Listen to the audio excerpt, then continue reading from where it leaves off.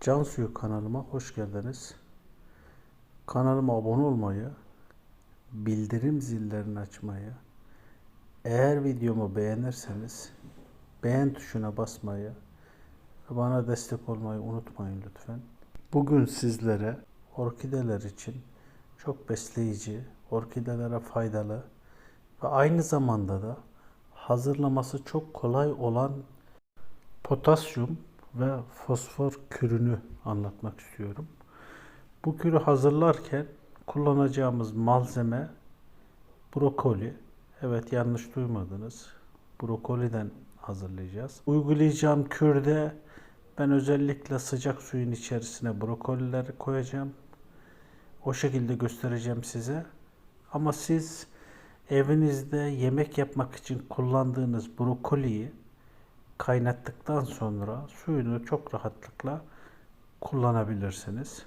Şimdi ihtiyacımız olan bir adet bu şekilde yaklaşık 250 gramlık brokoli. 250 gramlık brokoliyi bu şekilde küçük parçalar halinde doğrayacağız. Sonra bu doğradığımız brokolileri bir cam şişenin içerisine koyacağız. Üzerine sıcak su ilave edeceğiz. Bir müddet bekledikten sonra, ben burada çok beklemeyeceğim ama yarım saat falan, bir saat bekledikten sonra suyunu süzerek, güzelce süzerek, çünkü her zaman dediğim gibi bütün kullanacağınız bu şekildeki kürlerde, bu şekildeki karışımlarda posalarının kesinlikle orkidelerinizin köklerine değmemesi lazım. Çünkü posalar orkidelerin köklerine değdiği zaman mantar yapabiliyor. Orkidelerimizi hastalandırabiliyor. Onun için buna çok dikkat etmeniz lazım. Posalarının kesinlikle ve kesinlikle orkidelerin köklerine gelmemesi gerekiyor.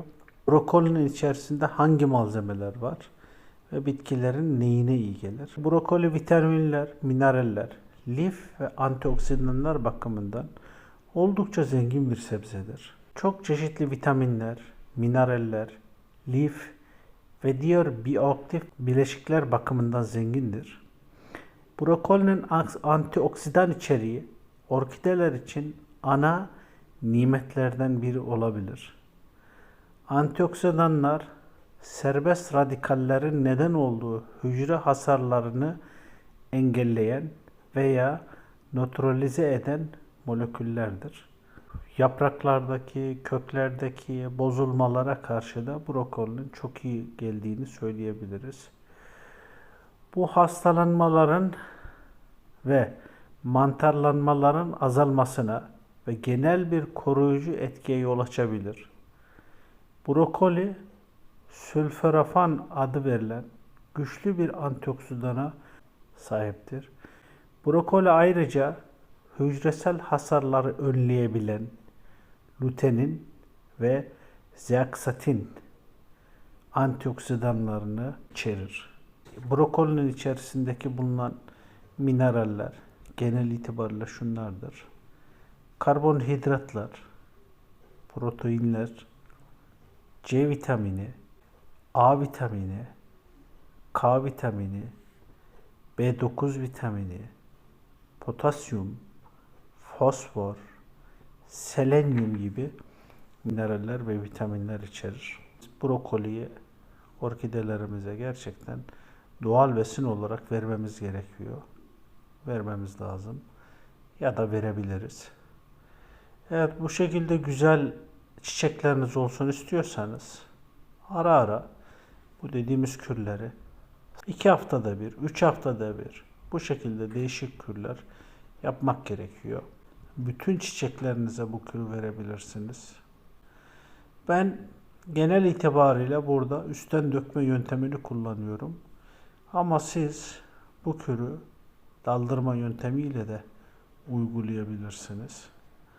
Burada şunu da söylemek istiyorum. Yemek yapmak için kullandığınız brokoliyi kaynattığınız zaman suyunu soğuttuktan sonra yaklaşık bir yarım gün demlendikten sonra o posalar iyice dibine çöktükten sonra ve süzdükten sonra güzel bir şekilde süzdükten sonra bir tülbent vasıtasıyla olabilir ve bir süzgeç vasıtasıyla olabilir. Ama kesinlikle yine söylüyorum üçüncü kez posaları kesinlikle orkidelerin köklerine gelmeyecek.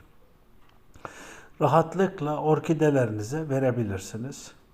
Ama özellikle kaynattığınız yani yemek yapmak için bir miktar kaynattığınız orkidenin suyunu incelterek verin.